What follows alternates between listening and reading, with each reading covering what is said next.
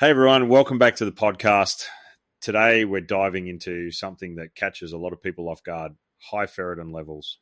Most folks assume it's all about iron overload, but there's actually a lot more to the story. Absolutely. And it actually comes up way more often than people realize. In my clinic, it's not unusual to see someone with ferritin through the roof. But when you dig deeper, the cause often isn't just too much iron.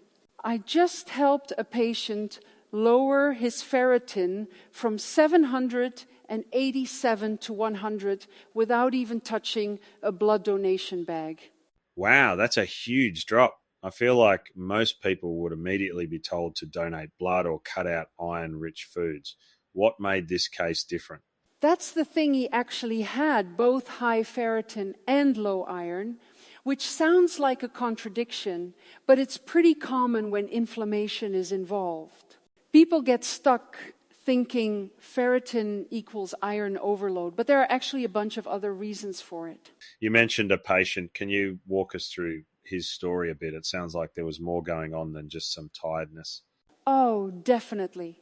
He was a 70-year-old man who came in feeling absolutely wiped out. He just had hip replacement surgery and on top of that had a history of gut issues, gas, bloating, even psoriasis. We'd actually already worked on those and made real progress, but this time he was just exhausted. Man, poor guy. Surgery alone is rough, but adding all those other symptoms, that's a lot to juggle. Did his labs tell you anything new? Yeah, the lab results were wild. His ferritin was way up at 787, while the sweet spot is more like 50 to 90.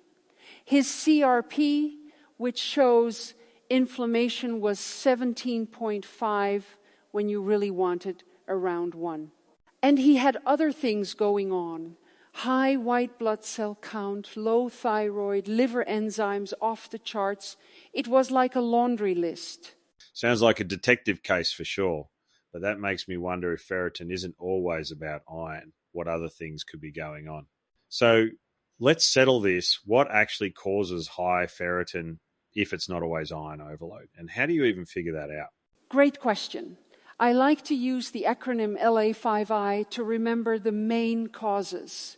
L is for liver disease, which is everywhere these days, think fatty liver. A is for alcohol, more than 2 drinks a day can do it. Then the 5 I's: insulin resistance, inflammation, infection, illness, and iron overload. Iron overload is actually the least common in my experience. Interesting. So in your patient's case, was it more about inflammation and metabolic issues? Exactly. It was a whole storm. His body was inflamed, his thyroid and adrenals were exhausted, and his liver was struggling. It wasn't just one thing, which is why targeted testing is so important. Jumping to donate blood can actually make things worse if you don't have true iron overload. That actually reminds me, I've heard some people get scared off red meat or even vitamin C when they see high ferritin. Seems like it's not that simple, right? Totally. I've seen people cut out those things and end up feeling worse because they weren't addressing the real problem. It's all about finding the root causes and personalizing the plan. Okay, so let's say someone gets back a high ferritin result. What's the next move? How do you figure out what's really going on? First off, a comprehensive health panel is key. That means not just ferritin, but also iron, percent saturation, CRP for inflammation, liver enzymes, thyroid markers, insulin resistance, all of it. Sometimes people only get ferritin checked, but that's like reading just the title of a book. Love that analogy. So once you've got the testing lined up, what about the actual treatment? You mentioned something called the free diet. What's that all about? The free diet is something I developed after struggling with my own autoimmune issues. It's free of gluten, grains, sugar, yeast, dairy, eggs, soy, nightshades, and processed foods, a lot of the usual suspects for inflammation. My patients switched to this, and it made a massive difference. That's a pretty big change for most people, but seeing results must be motivating. Did you also use supplements? Absolutely. I start with what I call the functional 5 multivitamin, fish oil, vitamin D with K, magnesium, and probiotics.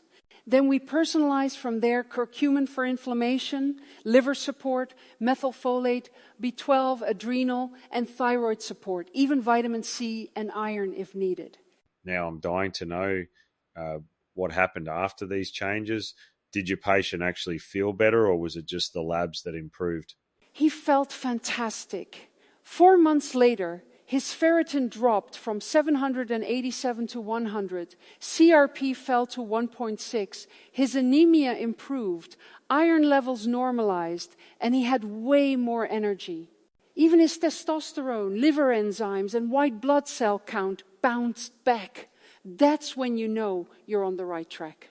That's amazing. I bet he was thrilled. Kind of a reminder that it's about the whole picture and not just one number on a page. Exactly.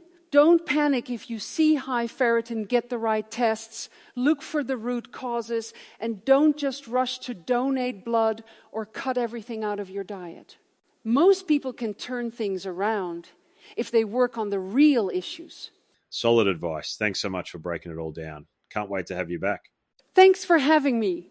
Always happy to share real-world stories that give people hope and practical steps. See you next time.